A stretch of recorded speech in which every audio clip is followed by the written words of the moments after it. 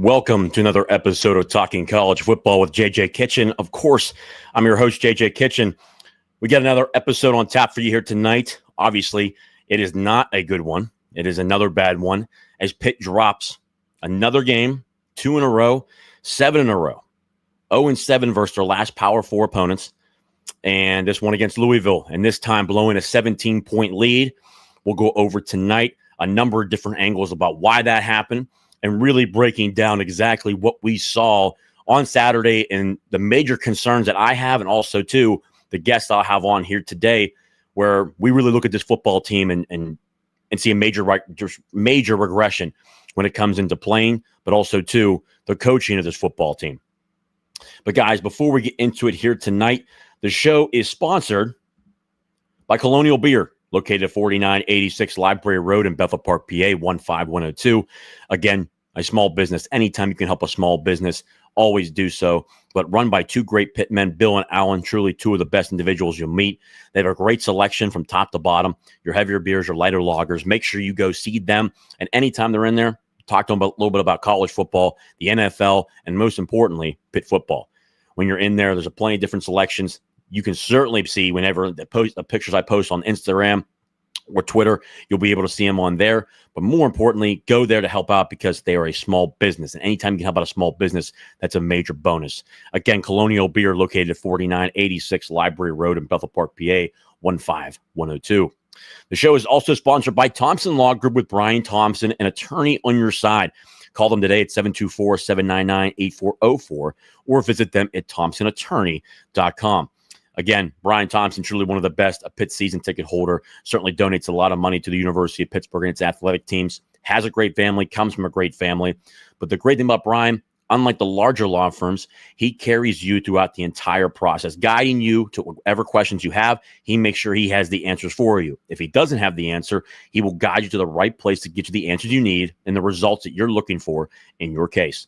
Make sure, again, guys, go see Thompson Law Group with Brian Thompson, an attorney on your side. Call them today at 724-799-8404 or visit them at thompsonattorney.com.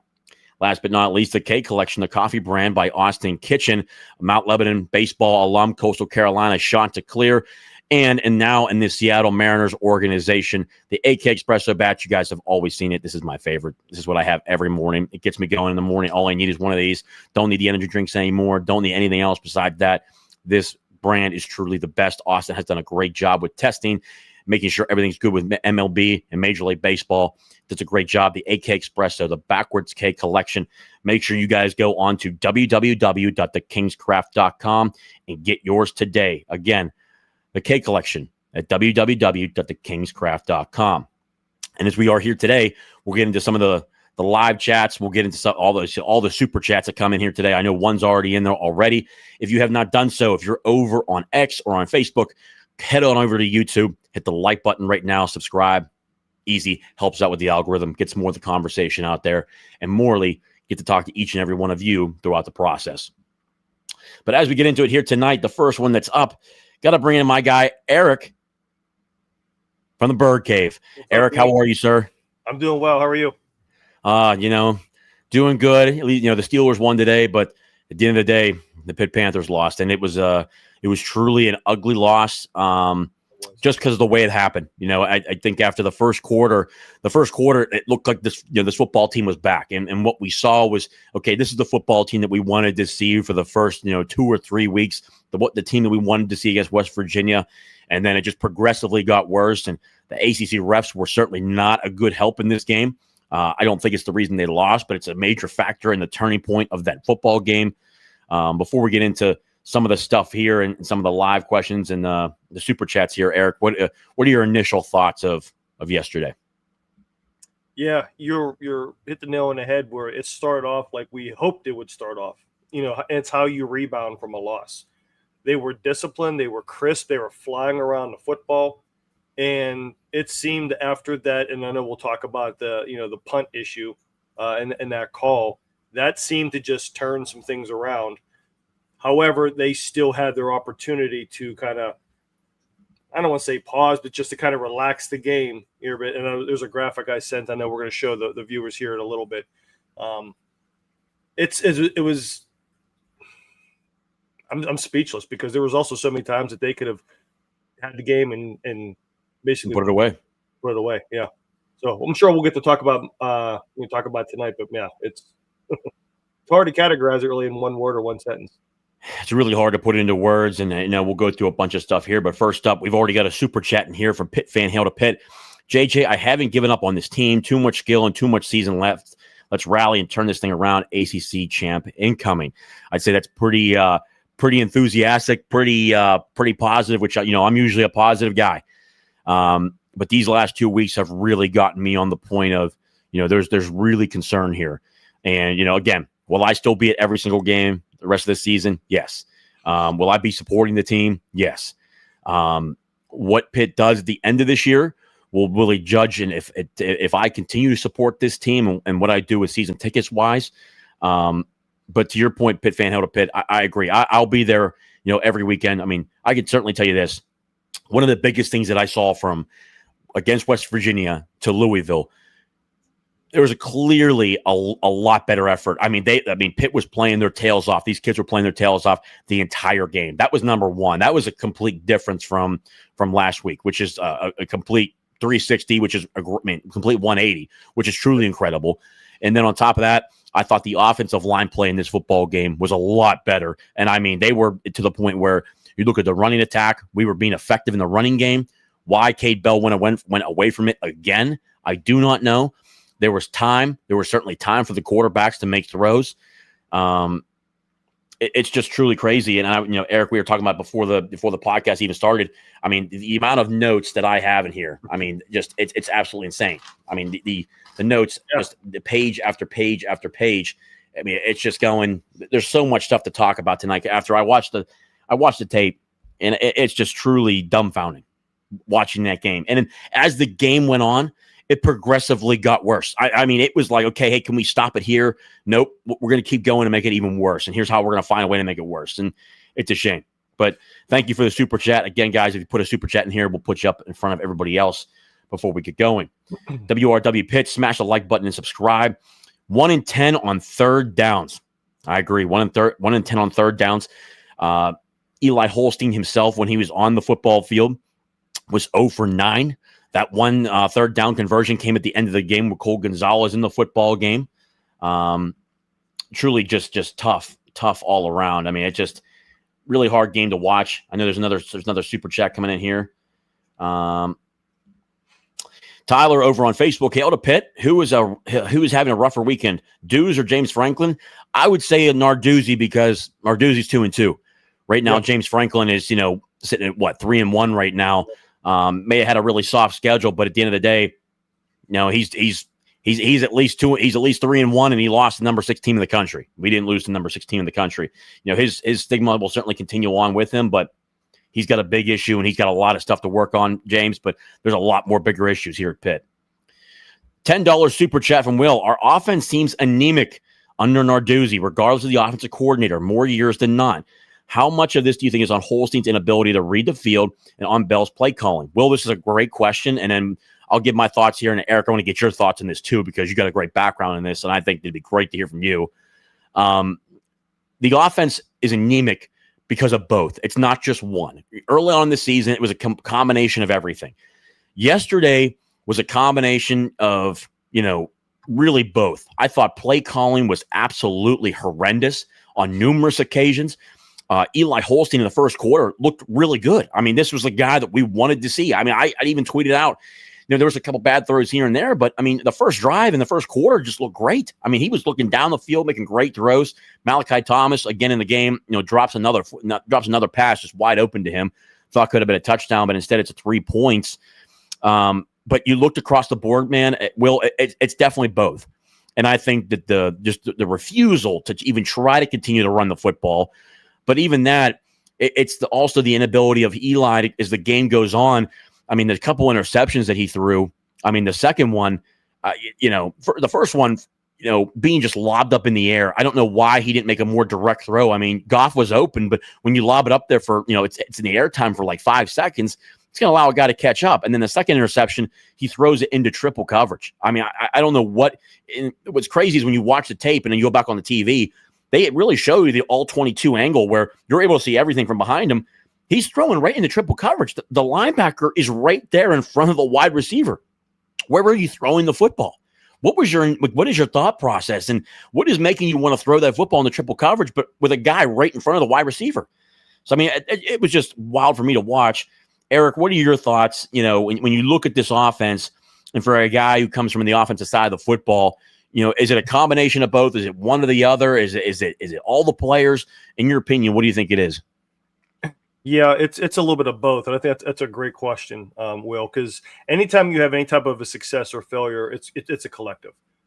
Outside of like an interception, the interception you're talking about late in the game, Eli stared that receiver down. The linebacker never moved. I don't know why he threw the ball, unless he just I don't know why he threw the ball. It was definitely a bad decision.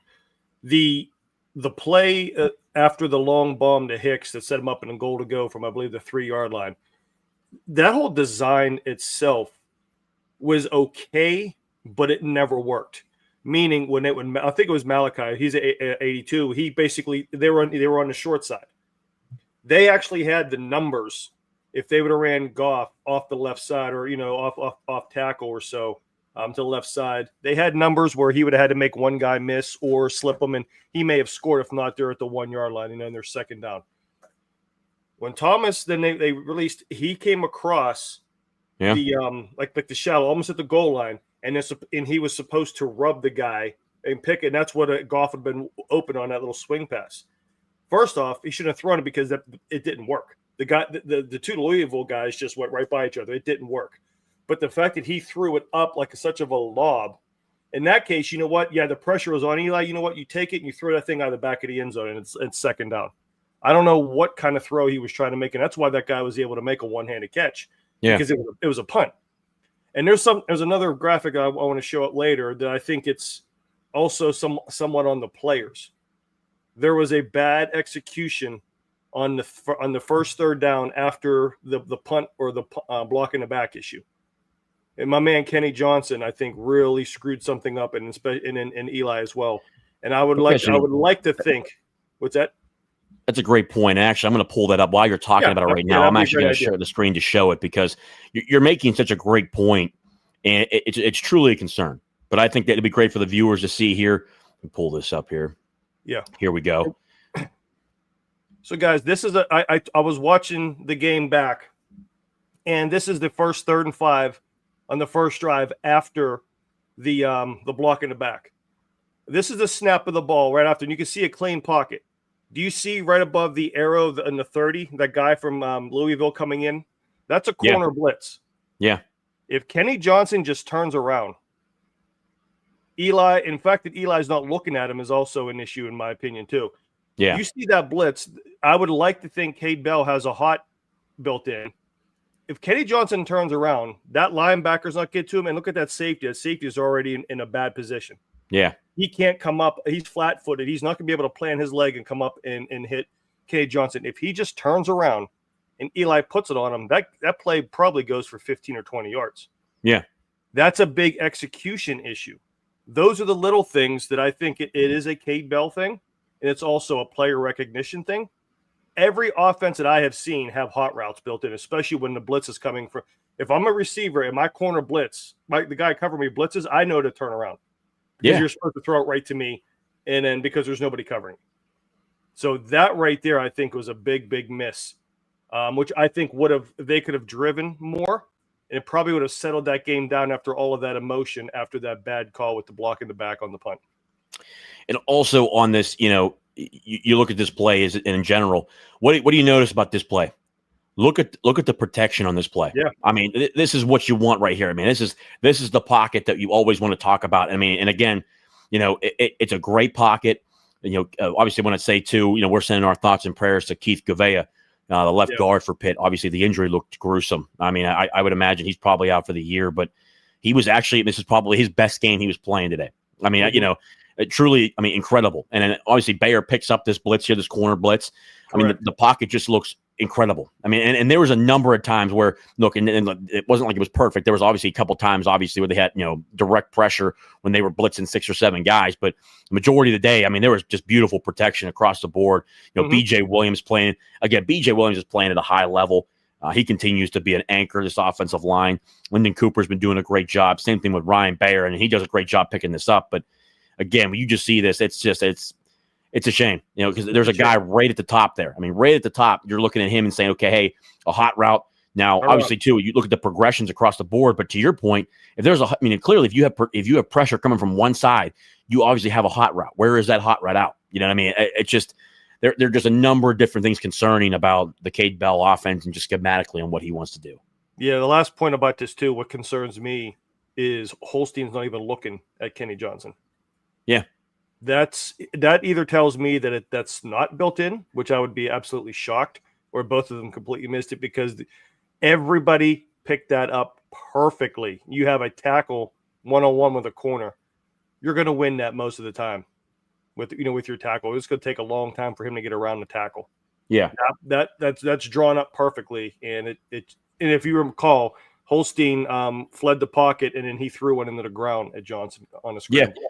Because, if you remember, I was just going to say, this one, he comes right across here, and then he basically just runs up in the pocket or runs to the side, and then he throws it really right behind him and throws the incompletion right here. Yep. I mean, it's a shame. I mean, there's just so much going on in this, and just where constant bad throws. And again, we'll get to that point here pretty soon, the punt interference. But again, this game was just absolutely wild to watch. I mean, So, yeah, a lot of talent, but there's definitely something not clicking there. And when something like this fails, it's a collective, coaching and players. Yeah. But, Will, thank you for the super chat. Great question.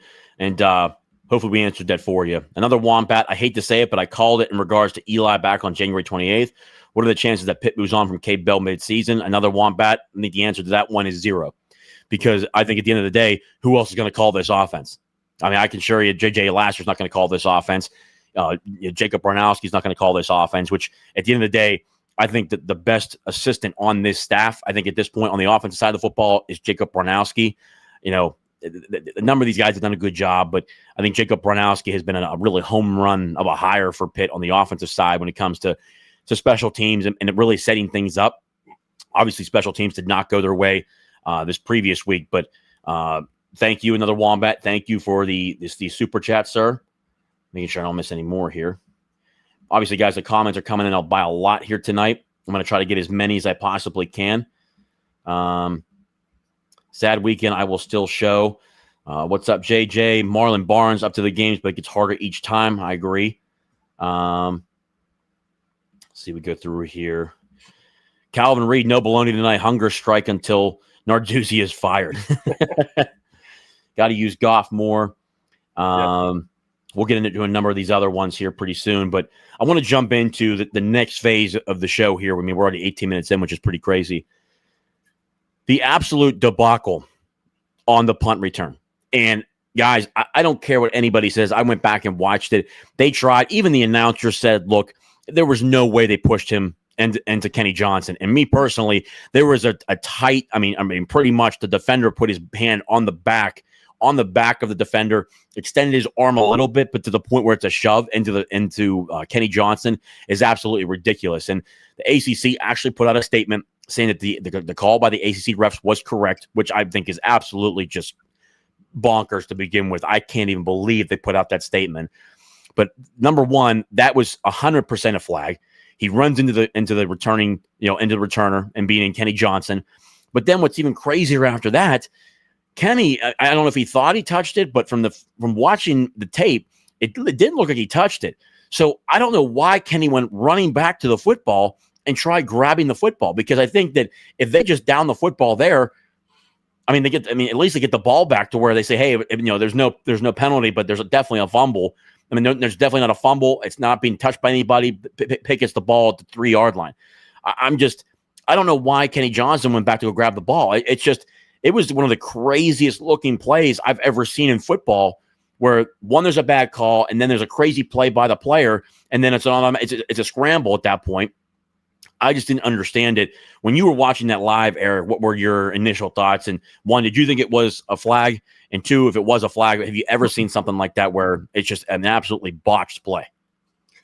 I was like you. I actually, once that happened, I think I walked upstairs to grab something, like, okay, Pitt's going to get the ball in good field position. I came back and I said, like, what?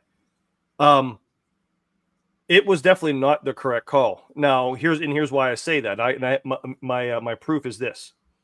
If you watch it, the stride of the Louisville player never broke, which a push in the back, you would have some type of a hiccup in your stride going after the player. And the second one, if you see a flag, if I'm the Louisville player, if I see the flag, knowing what everybody in the stadium thought it was, I would be livid at the referee saying he pushed me. Yeah. I would be making my case on the field. Anthony Eason, it was a correct call, get over it. It wasn't the correct call. I'm telling you, if I'm the player, I am making a case for it that I was pushed in the back, and that's the reason I ran into the Pitt player. Those two pieces of evidence, to me, were in the dispute in my opinion, of it being the wrong call. Because I think I watched it back too, JJ. I think Kenny, and obviously Kenny's going to be the only guy that knows this. I think whenever they collided, I think his hand hit the ball. Yeah. And I think that's only reason why I think Kenny sprinted back to go on the ball, because he touched it with his hand. I think if he didn't touch it, you're right. I think he just lets it go and say, oh, well. Yeah. I think that could be the only reason why that I think that. And then if that's the case, then okay, then 100%, then he's right. Then what he did, just regardless, it should. I mean, to that one comment that's in here, it is absolutely not the right call. I mean, anybody. No. I mean, from across the board, Louisville fans, everybody. The amount of people that reached out to me and said that was an absolutely horrible call. It was not the right call at all whatsoever. But more importantly, it shifts the entire dynamic of the game. They had no momentum up to that point. They're down 17-0 there. And then, obviously being in the stadium, I mean, the boos were so loud. I mean, it was like gruesome to a point where it was a solid like 10 minutes of boos. Even after they continued play, the booing was just going on. But it just changed the dynamic of the game. So then they score 7 points, which in my opinion, when I went back and watched the tape, I was pretty critical of the defense throughout the game. Obviously, when we look at this here, I'll probably pull up the stats here, the team stats overall. Pitt's defense actually played a really good game. I mean, when you look at the total points, they really only gave up 13 points. Louisville scored 3 touchdowns based off of turnovers. The 2 interceptions, 2 interceptions, and then they had the drop punt by Caleb Junko. I can't understand why there's continuous issues with Caleb Junko. And it's not even just him. I mean, we had a previous punter that couldn't handle the football. I mean, I guess it was raining during those days, but we've had guys that just have not been able to it's a perfect spiral to you. I mean, catch the football. I mean, we're not asking you to go to NASA and create a rocket ship. I mean, just catch the football. The punters got to have their own jug machines and start practicing that every week. Yeah. I mean, I guess so. Yeah, you're going to have to. And then this is probably a game where, Junko, he shanked one punt. He drops a punt there. That one turns into a TD. He drops it there. They get the ball, and one play later, Miller Moss throws a touchdown pass over the middle. I mean, at the end of the day, that the defense really only gave up 13 to 20 points at most. Let's say it's 20 points. 20 points, if you're defending in terms of college football, that should win you a football game. Mm-hmm. And I'm actually going to share the team stats here right now. Let me see if I can find it here.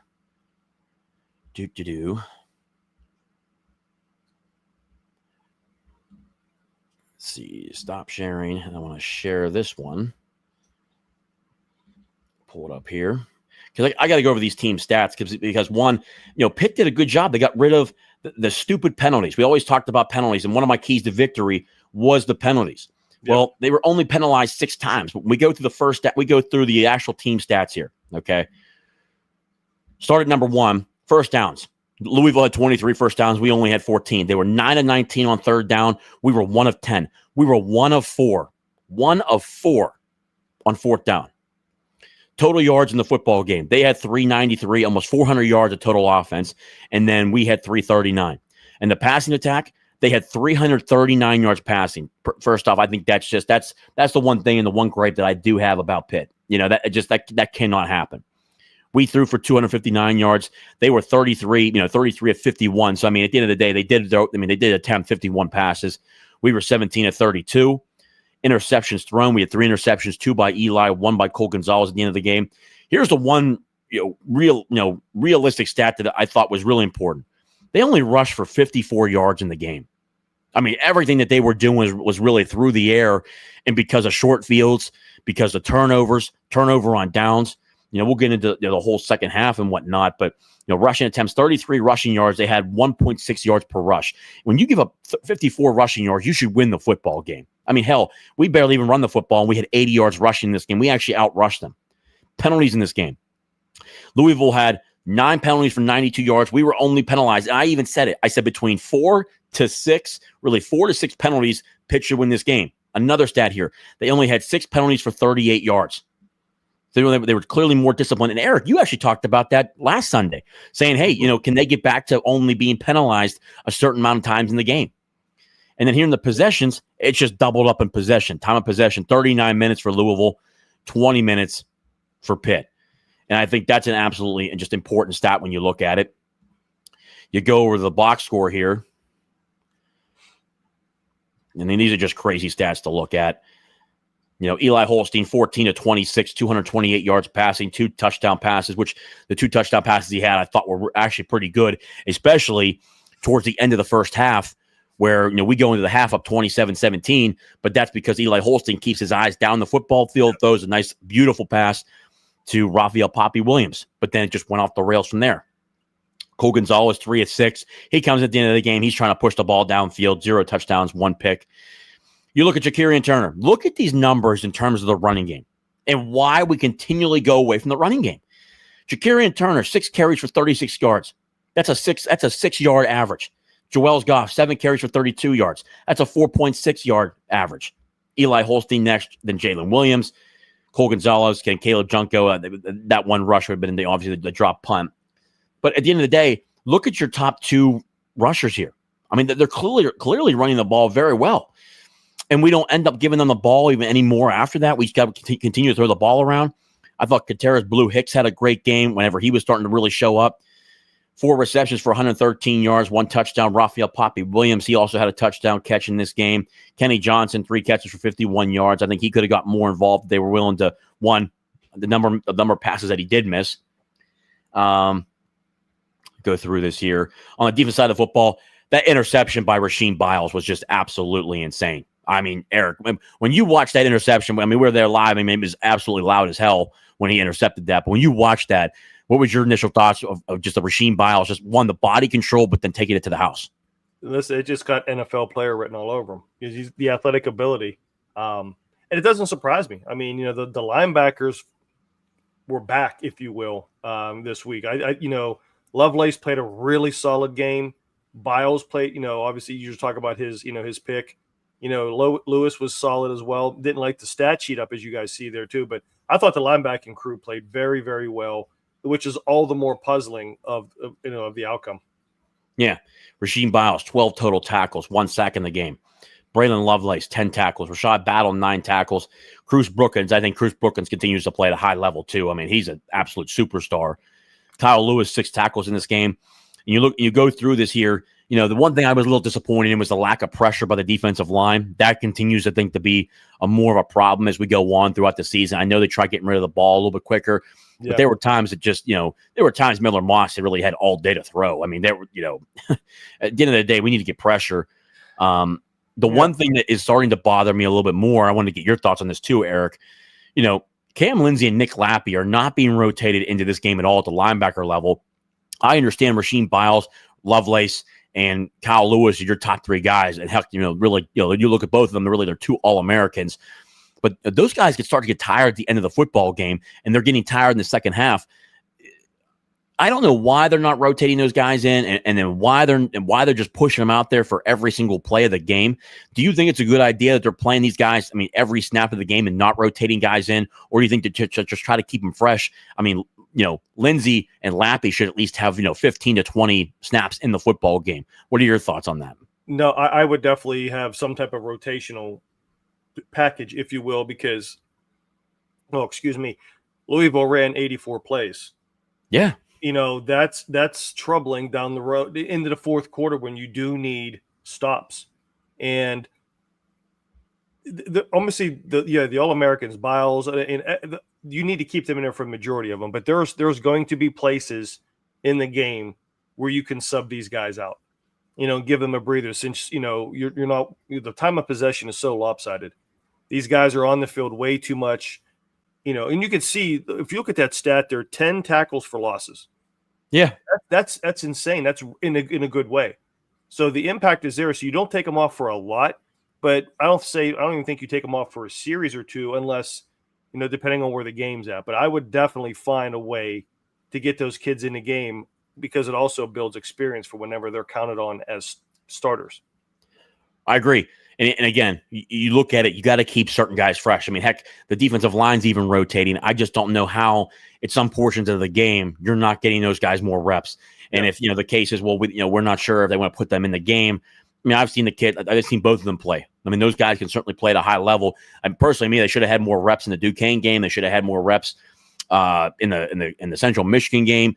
I don't know why those rotations were not happening, especially too when you lose Jeremiah Marcelin and you lose Jaden Bonsu. But this is how just Pitt's running it right now. And I don't agree with it. I think it's bad coaching. I think it's bad in terms of development, but it's what they want to do. Yep. Let me see here. But that leads me to my next question here. And a couple different, again, you look at the stats here just overall, the amount of 3 and outs here. I thought, you look at the second half here, 6 possessions in the second half. I think Jim Hammett of Panther Layer, 247 put this up. Pitt had 6 possessions in the second half. Punt, they went exactly this way. Punt, interception, turnover on downs, interception, turnover on downs, interception. And the amount of times they went 3 and out, I think out of those times between the end of the end of the first half and going into the second half, they had 6 3 and outs in a row. I mean, if you can't stay on the field, I mean, your defense is going to get just excruciatingly exhausted. But it's that, and it's also the turnovers. The turnovers. We had 5 turnovers in this football game. 5. I mean, how can you expect to win a football game when you're turning the ball over 5 times? And it really gets past that. You have the 2 bad interceptions. You have the botched punt. You've got the horrific call by the ACC refs when it comes to the botched, running into the punt returner.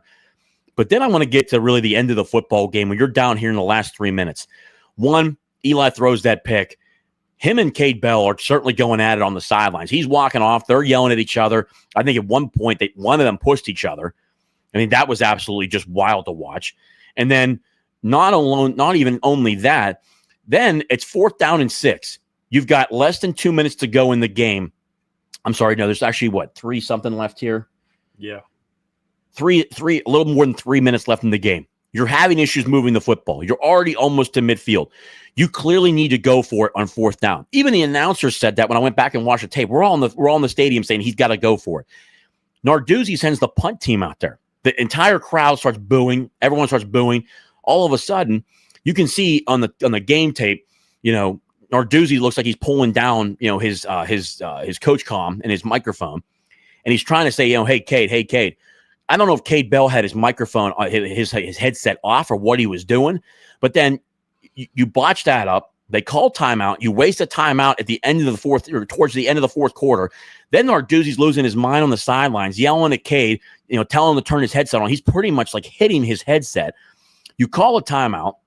You send your offense back on the field. Why you don't understand that already? How are you not already having a game plan of what you need to do to send your guys out there? He sends the offense back out there. They have a timeout to come out with a play. And the play that they run is one, Jakarian Boozy Turner, who's a true freshman. They have him in the game instead of Joel Goff.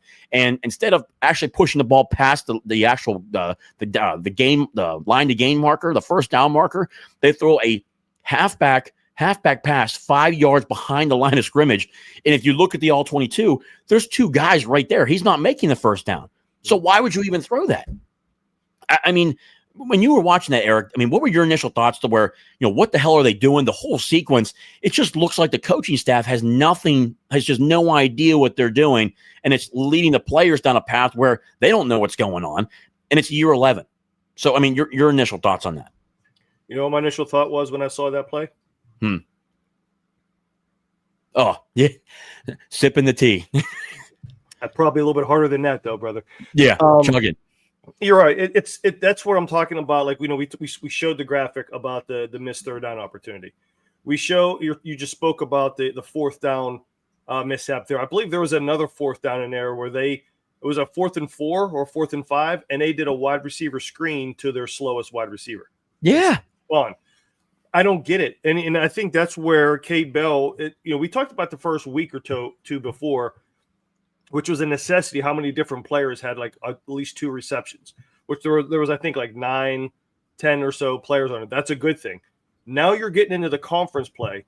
You need to have the top 3 or 4 guys on there that make plays. Your Johnsons, Hicks, Poppy Williams. Those are the guys that should be getting those type of opportunities. Not Spawn, who's you don't throw him a screen and think he's going to shake people and get 5 or 6 yards for a first down.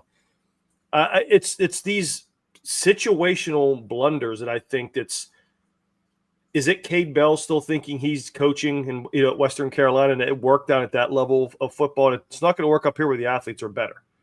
Mm-hmm. I'm puzzled because it makes no sense. I mean, Cade Bell obviously is a very bright individual. He knows a lot about the game, but why do you call that? I don't understand. And I think really I'd have to go back and look at the protection as well too. Swinging to Turner, did Eli come off his read and go to his safety valve too quickly? Maybe he did, maybe didn't. Now, if that was a design, like you clear out and you're going to just run a swing pass to him, terrible call. Because sometimes that does happen. You want to clear out for a running back and you give it to him and see if he can hit the first down. If that was the case, terrible, terrible call. Yeah, and to your point, even before that, so they're supposed to go for it at the end of the fourth quarter. They look to punt. They call a timeout. They put the offense back out there. Horrible play. Yeah. Early on in the fourth quarter, early in the fourth quarter, Pitt had the lead. They're up 27-20. And then it's 4th and 6, and then Narduzzi goes for it on Louisville's 45-yard line or their 40-yard line. And then the announcers are even saying, like all of us were saying, why are you going for it? Punt the football. You're winning the game. And then you turn it over, and they go down the field and score. It's just the lack of game management by Narduzzi, and it's year 11. It's just the constant bad coaching. It's the constant miscommunication. It'd be different if it was the first or second year of a tenure, but it's the 11th year, and it's consistent over his duration of being a head football coach at Pitt. It's the same constant mistakes. It's the same constant miscues that caused this team to lose a game. You're up 17. I understand there was a bad call. It absolutely ruined the momentum in the game. It turned everything around and gave all momentum to Louisville. But still, you were still up at halftime, 27-17. Yep. So then you were gifted another way. Yeah, like I said, that bad punt interference call did not lose the game for Pitt. But it was, like you said, it broke the momentum. And we showed that graphic. They had a chance to kind of correct that the very next series, and it didn't happen. It's the situational brain farts that's so frustrating because the talent is there. This team should be 4-0. Looking forward to a game against Boston, a get-right game against Boston College.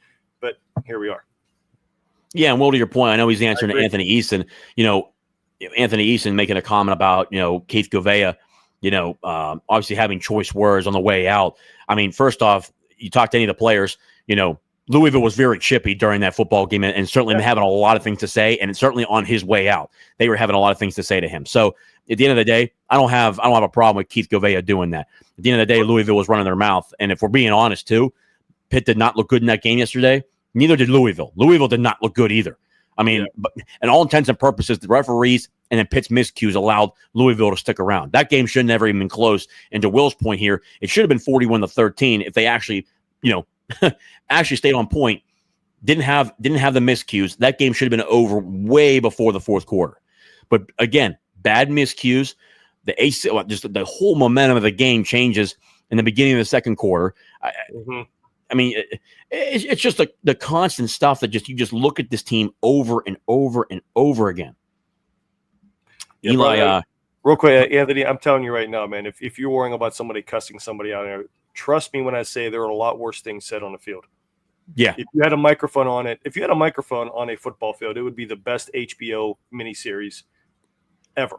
You get more views than Hard Knocks. Flies back and forth, right? The comments there are definitely a lot worse than somebody getting cussed out because they were mad of an injury. So exactly. And we've played the game at that point. I mean, there's plenty of stuff being said on the football field, and especially some of the guys that talk about in college, the NFL. I mean, good Lord, yeah. To your point, if there was a mic on the field, you'd actually be shocked what these players are saying. Yeah, and worst case thing is a dog pile on a loose ball. If you ever want to see what the heck goes on in one of those things, man, it's definitely not for the faint of heart. Heard a rumor that Eli pushed Bell when coming off the field and told him to F off after Poppy caught the TD pass to end the half. Has anyone else heard this? Heard that Bell wanted to move on? Team man, I've not heard that, but I mean, I will say Eli did not look happy. You know, I saw that, you know, on the TV when I was watching the game tape from the actual TV revenue. I mean, the TV replay. Yeah, he did tap him. He went up to him and said, "Hey, that's how you do that." But clearly, I don't know. I didn't see Eli say anything back to him. I just thought that, you know, that Eli was really dialed in. I mean, he looked like he was dialed in. He looked like he didn't want to say anything to Cade Bell. You know, I've heard there were certainly some discussions during the week that, you know, a lot of barking back and forth, and we certainly saw the barking at the end of the game. I mean, those two were really getting after each other. You know, what that relationship's like, I mean, from all intents and purposes on the outside looking in, it does not look good. Another Wombat, I heard something similar, but I'm not sure it's true. Yeah, I think that's more hearsay. I mean, we don't know if it's true or not. Yeah, tensions fly high on the sidelines a lot. You know, coaches and players going back at each other. So I hope it's not nothing. I mean, that's even a worse sign of, I don't want to say dysfunction, but that's just a worse sign of not being on the same page. Exactly. To Anthony's question here, the Peterson light dues era was necessary to establish a culture and consistency. Now it's time for another transition. There should be a lot of hope and optimism for Gable Green. I think you're saying Peterson. You're probably thinking who was the previous chancellor before Gallagher. You're thinking Gallagher light dues era, which I agree. I mean, they certainly spent the money, and they're certainly spending money now. I mean, you're looking at a roster right now. Allegedly, this roster is being paid between $13 to $15 million. I mean, all in this football team. So, I mean, and I've told people this before, Pitt has the resources. They're certainly using the resources, and Alan Green's doing a good job, which I've seen some comments from people, which I think is absolutely just comical for me personally. You know, the comments about Alan Green from behind the scenes, oh, he's not talking to the media. I mean, what all do you want the athletic director to say from the University of Pittsburgh? Hey, we're raising money right now. Okay, we get that. I've talked to donors, people who are donating a lot of money to this university, and he's doing a great job. I mean, we broke records. He was here on a short year last year. The fiscal year for Pitt starts in June and ends in June. Okay. So from, you know, July, August, and September, we're really 3 months into, you know, the end of the first quarter here in terms of the fiscal year. Last year, the guy was hired in November, really didn't start on the job till January. From January to the end of June, the guy was, I mean, broke records in terms of donations. I mean, that's hard to do. Now he's going to have a full year. Yep. I mean, from everything I've heard, everyone loves the guy. And he's certainly very aggressive. People might say that's a cocky thing that he may have. I think it's more of an understanding. He wants to do it his way. He's been involved in the SEC. He's done a great job in the SEC. He was an integral part of Ole Miss's revenue sharing, NIL system, game day experience. The same thing at Tennessee. Tennessee loved him so much they didn't want to let him go. And then to the point where he was hired here, their board of directors showed up at his hiring day. The day he was hired here, his press conference. The guy has done a good job. And from anybody that I talked to from behind the scenes, he doesn't need to go to the TV and talk about what he's doing. He doesn't need to go to the media and say exactly who he's talking to and major donors and millionaires and billionaires. He doesn't have to do that. And I think it would be stupid to do that. He's doing a good job behind the scenes. And if you look across the board, whether it's Kyle Bruce, he brought in from Ole Miss. He brought in a revenue share director from Notre Dame. I mean, he's hired Doug Whaley, is really essentially the Pitt football general manager from Alliance 412. I mean, he has done a good job. I mean, the alternative is we kept Heather Lyke, and I got news for you. If Heather Lyke was here, we would really be in trouble. I mean, it would be dramatically in a major issue. And I think Pitt fans need to start realizing that. Mm-hmm. If people want to get mad at Narduzzi, I completely understand. If fans are fatigued with this stuff as in year 11, I understand that. I agree with you. But when you look at the actual moves that are being made in the athletic department to raise money, and they're breaking records in donations, we're breaking records in applications going to the University of Pittsburgh 4 years in a row. They're buying more and more land to build more student housing. They're growing the university to grow the endowment. We have a top 25 endowment in the U.S. Wow. That's why I tell people they have the money. They have the money. The donors are certainly involved. There's former players and Hall of Fame players who are certainly involved in the BS that's going on right now. They're not happy. There are major players in place that are not happy. And I think that from a business perspective, I think academia sometimes does not understand the business side of things. If you don't make a move, whether it's Narduzzi or Kate Bell, one or the other, I think it's probably the latter with Narduzzi, just a clean house because it's been 11 years. It's kind of, we've reached our point. The last two hires have just not been good. But at the end of the day, to really rejuvenate this fan base, making, the firing, but also hiring a new head football coach would bring on more donors, would bring on more season tickets. I mean, it's across the board. In terms of a business move, people might say, well, whether it's $25 to $30 million, well, it's a lot of money. Well, guess what? Here's what happens: you gain more money back because you're getting more season tickets back. If Pat Narduzzi returns next year, what do you think that stands? People say the stands look bad now. What do you think it's going to look like next year? I mean, you can't. In terms of business, it's the same thing when Kevin Stallings was here. I think the buyout for Kevin Stallings was $18 million. Mm-hmm. You had to make a move. Yeah. Because in the age of NIL, in the age of where we're going to 2030, where everything I've told, there's going to be another shakeup, whether it's entire leagues breaking away, whether it's the Power Four breaking away, whether it's league consolidating, you got to win football games. Mm-hmm. And whether he's fired, whether he retires, we don't know.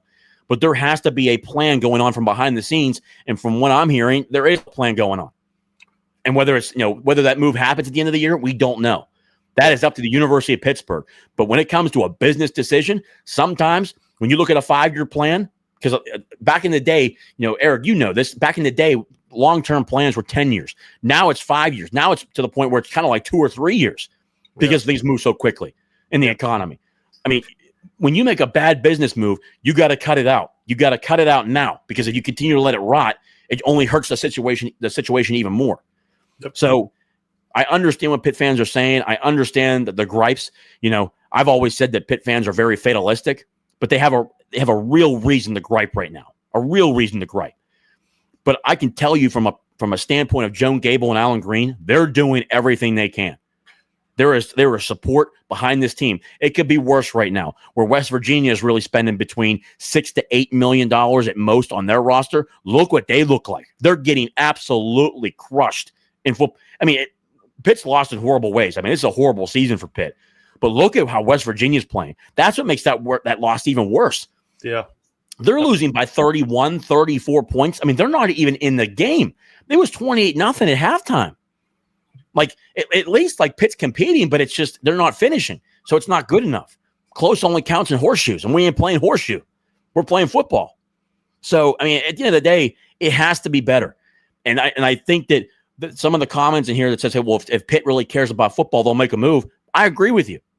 If they don't make a move and make a correction to what's happening right now at Pitt, they don't care about football. They don't care about athletics. And I said it before, and I heard Alan Green say it when he got here, the front porch of this university, like everywhere else, is athletics, whether people like it or not. They call us the Ivy League of the ACC because Pitt's in the top. I posted that tweet about where we are in academics and how we're bringing applications in and how we're breaking records. That's great. If you want to be an Ivy League, go to the Ivy League. You're in the ACC. You are in the Power Four conference. You're playing the best of the best.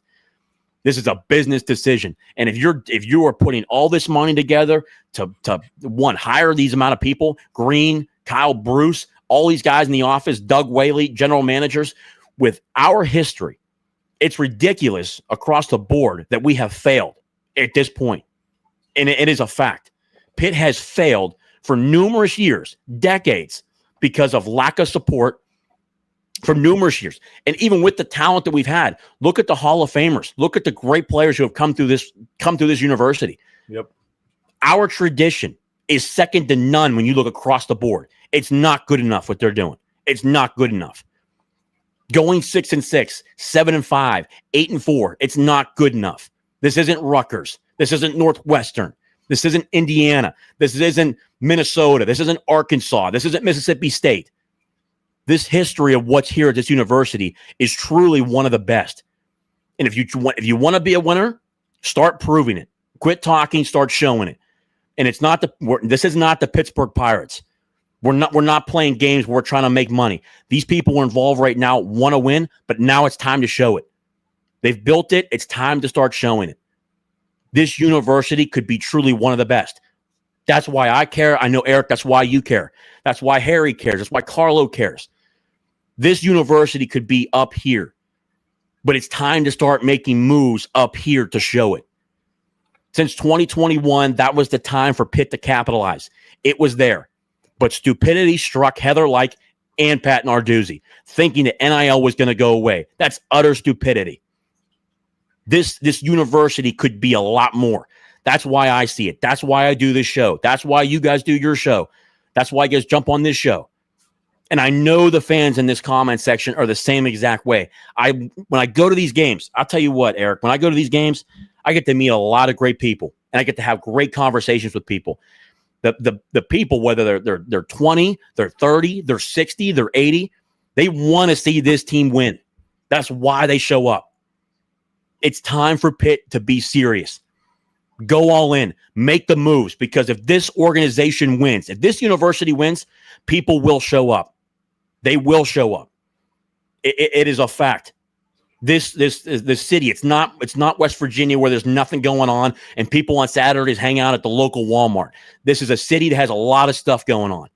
Whether it's the Steelers, the Penguins, the Pirates, you're competing for everything. But this city proves, even with the Pirates, and they don't even get it, if you spend the money and you're a consistent winner, these fans show up. It's the reason why they call it the City of Champions for a reason. When you win at this place, people show up. It is that simple. And that goes across the board. I'm very critical of the Pirates, and that's why I'm being very critical of Pitt. I'm very critical of the Rooneys and the Steelers. When this city has a winner, people show up and support it. There is no better sports city across the country. I mean, today was a perfect example. Ireland. The Steelers are in Ireland. Go look at that crowd. Go look at those people there. They played. The same thing goes for Pitt. The same thing goes for Pitt. Yep. Go back in the day, especially too, when you go talk to guys like Jimbo Cover, Dan Marino, when Bill Fralick was here. I mean, I wish people, especially the younger crew, could have got to meet a guy like Bill Fralick, a diehard Pitt guy. That guy would have done anything to win, and that's why he supported the university as much as he did. It's just a blatant fact. And that's why it's tough to see this shit going on now, because those guys, when they were alive, it was important. And it pisses me off.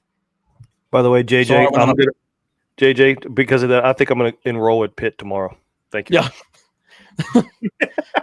That was beautiful. And listen, first off, this is why I think, when you and I first met, I'm gravitating towards you and love talking with you. The passion is there, brother. Oh. I love it. Not only your knowledge is there, but your passion's there. And that's why I'm honored that you have me on the show here and there, because I agree, man. It's, when you surround yourself with people like yourself and Harry, GB, others like stuff like that, Carlo, it's infectious. It's great. They're great people to talk to, and I love that the Pittsburgh Pirates are catching strays on a college football show too. Again, I apologize. I went on a rant, but it's like, brother, I love it. I'm sure the people in the chat love it too, man. Keep it going. But I'll tell you this, but that's why I love having you guys on. You, Harry, Carlo, GB. I mean, it's just, I just, for me and for people that are in the chat, like, I don't make anything from this. This is a hobby. Like, someone tweeted me today and they're like, you got to, because I was watching tape of the Louisville game. They're like, dude, you got to get a hobby. Like, this is my hobby, man. I love helping the University of Pittsburgh for free, because we have great people. We have great people across the board. That's why I did everything I could from behind the scenes, and I still do to this day. Because the university, it'd be different if there was just no history at all. But when you have guys that are legends that come back and you talk to them, they're like, hey, we can get back to this. We can do this. We just need help from the top. Like to this day, I still talk about it to this day. If Pat Gallagher, Heather Lyke, or Alan Green were here, could you imagine the winning seasons that Dave Wannstedt would have had? I mean, it's like the stupid decisions. The only thing, and it's funny, I talked to certain people, and the greatest quote, the only thing that gets in Pitt's way is Pitt. It is a true fact. Yeah. The tradition is here. And it's just so hard to watch this because I go to these games and it's not even to the point where I care that much, or when I go there, it's the passion for the people that work there. Like EJ Borghetti, like the guy's been there forever. His dad played at Pitt. I mean, he's a diehard Pitt guy. You've got great people in there, and I want people to be successful in the athletic department. But then when I see these fans that show up and they're just, man, we're just every year we're close. That's why I come back. That's why I buy season tickets. That's why I donate. Like this shit matters to me. You know what I mean? Just when you have good people involved, your job is to help them. It is that simple. And on top of that, what's really the truth too, Pitt has, for all Narduzzi's faults, this guy recruits some damn good people to this university. Those kids across the board, whether it's Ryan Bayer, Cam Lindsay, and it's not even just the players, it's the families across the board. Lyndon Cooper, even Eli Holstein, Mason Heinchel. I mean, across the board, Gavin Bartholomew, Damar Hamlin. I mean, just the names go on and on and on. It just sucks when it's just not working. And me personally, I don't condone firing any coaches in midseason because I appreciate for what Narduzzi's done. He deserves that amount of respect. He did something to Pitt that really hasn't been done since the 80s. Actually won a conference, and if the playoff was happening, they'd have been in the playoffs. But when you have such great people, and you have such great people from the university, but the fans that go there, the amount of fans that I meet at the tailgates, dude, thank you for what you do. Thank you for doing a podcast. That's why doing this is fun. But it just sucks when it's not happening and there's just the support's there, but it's just dumb coaching. It's dumb decisions. And it's just this school deserves a winner. That's why I'm so passionate about it. And I know sometimes I know the fans, when I'm getting text messages, I'm getting DMs. It's just tough. It's tough. And I feel bad for the fans because they truly do deserve it. They do deserve it. This university, I think, when we went down to the AC title game, I mean, this is crazy to even think about. But watching that game, I was with a really good buddy of mine, Matty Hogue, who I played college ball with. And I mean, you were seeing people that were in their 50s, 60s, and 70s crying when we won an ACC title. I mean, you don't see that at every university. You don't. We're so close. Those are the people that appreciated the grind to get there. Yeah, it's just in the tough times as well. Yeah. Oh, dude. RJ Seaman 38. Thank you for the super chat, brother. I bleed blue and gold, but moronic leadership decisions have broken my spirit. I hear you, brother. Yeah. It truly is the truth. Was an epic rant. Epic rant from the heart. Appreciate you, Mark. Appreciate you guys. JJ, that was absolutely spot on. Absolutely. I enjoy this live because you don't have to be doing this job holding you back on what you say, and you're not a homer. I appreciate you, Will. Appreciate everybody tuning in always, as always. Russell Snyder, hey, JJ, a lot of us worthless West Virginians have been a Steelers fan longer than you've been alive. Well, that's a good point too. West Virginia fans are always rooting for someone in Pittsburgh too. So yeah, Dave wouldn't. Yeah, yeah. Okay. You're not with your credentials. Wannstedt didn't get half the institutional support that dudes got. Yeah, I mean, it's close. But well, after my rant, I went on there for like 15 minutes, brother. I apologize. You had to sit through that entire thing. I loved it, brother. I loved it. I think when you look at this thing going forward, I think to wrap this up because we're about 59 minutes in. Yeah. Going forward, in your opinion, Eric, and I'll probably get my thoughts afterwards. In your opinion, what are one or two ways that you think this team can improve that can turn the tide here? Is it just offense? Is it just the coaching? Is it just play calling? What do you think is one or two things that they can do that could, hey, With all the bad going on, how can they turn this around? That's a very big open-ended question too. Yeah, it's a loaded question because there's a lot of things that they can do. But I would say this: what's beating Pitt right now is Pitt. If they correct that, they're going to get right. Yeah. We spoke about the situational play calling, and then after that, it's the execution. The interception that Eli threw in that swing pass at the goal line. Execute that. It's not there. Throw it away. Live to do another. Live to play another play. The blitz, the hot route thing that Kenny missed. You know what? You had a chance to settle down the team, the fans after that horrendous call. When you're on defense, why are you rushing 3 people on third down when you've been so successful on first and second down, creating pressure and all those tackles for losses that you had showed when you did the stats. Yeah, all of it is a combination of things, but I will say this in summary: none of it's major changes. Yeah. None of it's major changes. It's those minor tweaks. They're minor tweaks, and I think they are close because, I forget the guy they brought up a chat. Yeah, it should have been 41-13 or 41-20. Yeah. We talked about the missed opportunities that they could have put West Virginia away early last game. Yeah, WRWP had the play calling, run the ball more. That's that situational play calling. Unfortunately, that's an open-ended answer, but he's right. The running the ball more. You had your running backs 5.2 yards per carry on 13 yards. 13 carries. Why aren't you not running it more? Simple math, 5.2. That's 2 carries in a first down. No, you're not going to get 5 yards every time. But they were very effective. You know why? Early in the game, the passing game was clicking. Yeah. So therefore runs. And I also look at Eli, he was only 7 for 19. Someone like him can actually have those design quarterback draws that's also effective. That's going to slow the linebackers down on play actions or other type of RPOs because, Eli is a threat to run as well. It's all a lot of internal fixing, but none of it's major. I hope that they can calm down, execute a similar game plan. It was just without all those shenanigans against Boston College, and they should come out with a win. Yeah, and I think that's to your point too. One, the play calling. I think when they were establishing a run, it opened up the pass game, if you can imagine that. You open up being two-dimensional in terms of being a great football team where if you're able to run the football and pass it through the air, you're two-dimensional, and they can't guess on what you're doing. When you're passing the ball 40, 50 times a game and you're just passing the ball every time, one, they pin their ears back to blitz you, but also, two, at times they're able to drop back and have 8 different guys dropping back. Yep. So, and it's also, too, the communication between the coaching staff. Whatever is happening internally, they need to have a coaches meeting, which I know they do. They have one every single week, like any other coaching team around the country. Yeah. They need to have a meeting and figure out, okay, what's going on? Why are we not ever on the same page? And some of those things may be correctable, but then there's some of them that may not be correctable because you got a young guy like Cade Bell, who's an offensive coordinator, who I think is just, I think if we've learned anything now, and I thought Jim Hammett did a great job.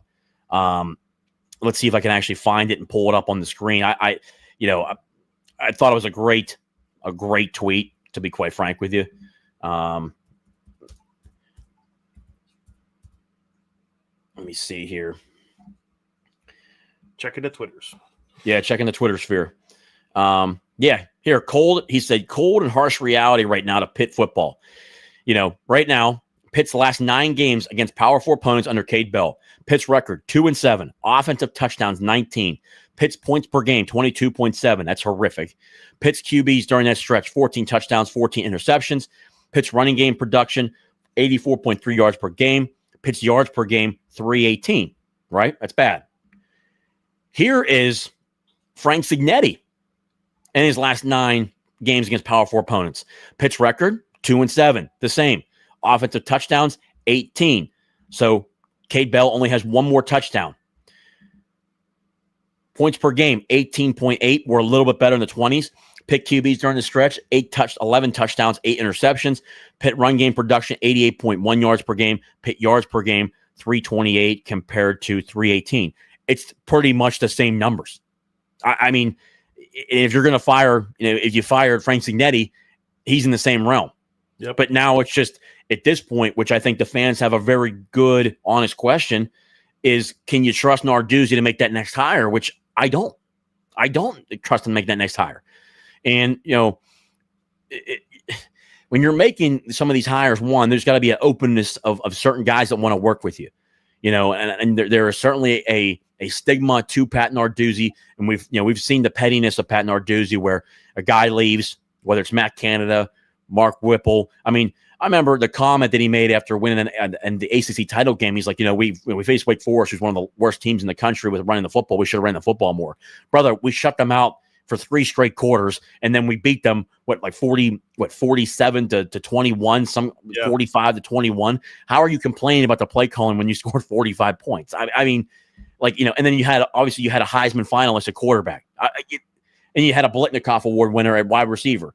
You had a 6'7" Lucas Krull playing tight end. Just some of the things that Narduzzi does is just, and even just says is stupid. It just has to be corrected. To a question here, TRR, can you see Pat fired if Pitt drops a home game to BC? No, they will not. They will not fire Pat or any coach during the year. I can tell you that right now. That will not happen. They got the players. Yeah. Also, too, they'll lose players. That whole thing, that whole debacle will happen. But at the end of the day, you keep your coaching staff till the end of the year, regardless. But they still need to work out what their decision's going to be, and that's the University of Pittsburgh's decision of what they want to do moving forward. Which I think they still have a decision to make. I know there are donors behind the scenes that want a certain decision to be made, but at the end of the day, as we said before during my rant, it's the University of Pittsburgh's decision. It's enough talking; it's more doing. Yep. Show it to the fans. So I got a comment and a question. Actually, I want to ask you, JJ, and then anybody else that knows this as well too. So when you fire a coach, I talked about, we talk about when we talk about the Steelers on the Bird Cave as well too. It's like whenever you make moves, roster moves, coaching moves, things like that, look at it from a multi-layered view. Okay, you're going to do this. What does said move do? So if you get rid of Narduzzi, and I get everyone's frustration with them. I'm 100% aligned with you and with everybody here in the chat that shares that sentiment. That puts a weird look. I won't say a weird look. That's bad. That just puts like a little asterisk beside university for the next head coach. Yeah. Am I going to get fired off of a couple bad performances? Right. Yeah. So I think I do think a lot of fans want to move on from Narduzzi, and I think I would co-sign that as well. But I think you do it probably the day after the season ends, or however Pitt ends their season with any type of meetings, things like that, because you also want to kickstart that. I mean, they're probably starting the coaching search already, but you want to get that in a high gear so you get to recruiting, all that kind of stuff, right? So, but my question to everybody is this, and JJ, I want it to you since you're obviously in the know. We talk about the buyout with Pat Narduzzi being really high, and I believe you, and talking with Harry about, there's people there that can make it happen. What if he retires? Does that buyout come down? No. The reason I'm getting, if for those of us who watch the Pittsburgh Steelers understand that when Troy Polamalu, and I'm looking, this is air quoting, retired. Yeah, that's a great example. So it's like, I'm making this up, JJ, and please shoot a hole in this or not. So let's say, for sake of numbers, the Narduzzi buyout's $30 million, and I'm just picking a number. Yeah. But if he retires, it's like $18 million, because it's a retirement, not a fire. Does Narduzzi do, because he is a high character guy? Yeah. Does he, do that handshake? You know what? It is time to move on. I'm going to quote unquote retire. Doesn't mean he can't come back somewhere else in 2 years if you wanted to, but I'm going to retire. Therefore, the buyout is now $18 million versus $30 million, or whatever that denomination is. Is that even something that's in play? I think so. And here's the thing though, when he retires, if he would do that, one, there would certainly be a conversation. Stalling buyout was high too. No one pays full buyouts. Yeah, but also too, the way it's structured is the number one thing. But two, if he retires, there'll be a mutual conversation where they work out a number. And I think that they would have a conversation. If he retires, it's because they're pushing him out. And I think that in all intents and purposes, that's kind of what I want. Because I want him to retire to where he goes out on good terms. He's one of the highest winning coaches in Pitt history. you'll have your kumbaya. I would love to see it that way, so no relationships are ruined. But also, too, I think there'd be a certain number that they're looking at to say, hey, if you want me to retire, here's a number that I'm looking for. And here's what we'll pay you over a certain, a 3 to 5 year period. Right. To your point, even with the Polamalu one, that's a great point. I mean, the retirement, I mean, it was kind of a forced retirement. The same thing like the Bruce Arians. I mean, we saw all that stuff. This kind of thing would be the same exact thing where they're really pushing to where there would be a certain dollar amount that they would look to achieve. And I think that there could be a negotiation on that. Whether Pat wants to continue to keep coaching, he may even say too, hey, I'm still owed this, but I'll retire if you pay me this amount of dollars. You know what I mean? Especially too if he wants to retire. And again, we're playing the ifs game, but it makes a lot of sense to your point to where there's a certain discussion there. And there's a comment here. Stallings' buyout was high too. I think that was Heather Like. I think she did. It was like 15 or 17 million in that range. They worked a buyout on that. Now, I think personally it would probably be a 50-50 split, or at least the majority of it being donors donating money and then Pitt picking up the rest of the tab. I think it would be almost hand in hand. But I think that, if it's worse than 6-6, there's got to be, even at 6-6, there's got to be a discussion. I mean, if you don't even make a bowl game, that means in how many years? From 23, you had a 3-9 season. In 24, in 24, you had a 7-6 season, but you started 7-0 and you lost 6 straight. Currently, right now, you're on a 7-game slide against Power 4 opponents. In that time period, you've been 21 overall. To this date, right now, Pitt is 21 since the AC Championship game. They have a losing record in the ACC, and they have a losing record to Power 4 opponents. At the end of the day, something's got to give, and I think that there's enough big players behind the scenes that are unhappy, that take this very seriously, that want to see a move change. And I think that, those sources could come together, and who knows, maybe it doesn't. Maybe they say, you know what, I don't trust someone to make a decision on this. I'm not going to put my money towards this and not want to do it. Yeah. But at the end of the day, Pitt has, whether they want to say it or not, they got a top 25 endowment. I mean, the money's there, and I know people are talking about the construction and Victory Heights. I mean, it was funny. I had a comment from someone that said, well, Pitt's in the red right now for the athletic department. Ohio State just won a national title. They were $25 million in the hole. No, $36 million in the hole. I mean, they're all in the red. We're going from a nonprofit to trying a way to be profitable because we're paying players on top of everything else right now. It's the name of the game right now. Now, obviously, to your point too, I agree with. If there's a move made, you already have your top 5. You already have a list. Every great AD has their top 5, the top 10 of coaches. Hey, here's the guys I want to call. Yep. That's just whether it's even a head coach. Head coaches have the same exact thing. They have a list of guys in that drawer that where, hey, if I need to make a move at the end of the year, here's my top 5 guys I want to call. Every great coach has that. Every great AD has that. The question moving forward is does Pitt have the stones to make that move?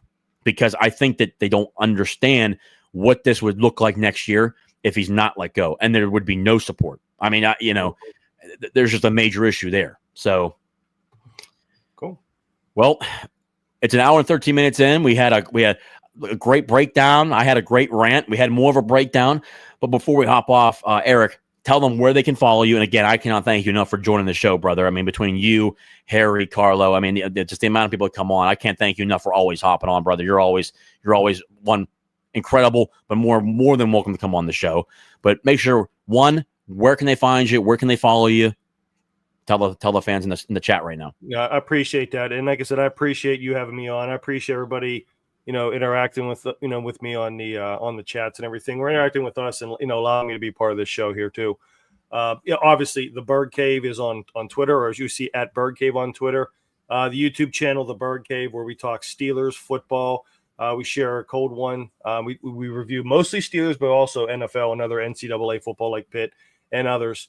We have our live Steeler reaction tomorrow at about 8:15 or so, live on YouTube and on Twitter and everything. Come check GB and the other guys out. We're going to give our thoughts on the game in Ireland, what we thought went well, where the Steelers, left some plays on the field, some coaching decisions that we thought that were bad. Obviously, some coaching decisions we thought that were good. So again, it's a really cool, fun, just like same format as JJ. It's kind of real low key. It's like we're sitting here having a beer, talking football. Yeah, it's a really, really great time. I love doing it. like JJ, we don't make any money off it either. We use it as a place to, like, you're sitting with us at the end of the bar, you're sitting with us at a patio or a man cave talking ball, man. That's what we like to do. We like to escape, get out of the real world for about an hour or so and talk ball, man. It's a good time. I hope to see everybody there in the near future. Again, guys, go over to the Berg Cave. They truly are the best when it comes to Steelers. I mean anything. I mean, it's truly the best. Him and GB run a great show. They got great guests on there as well.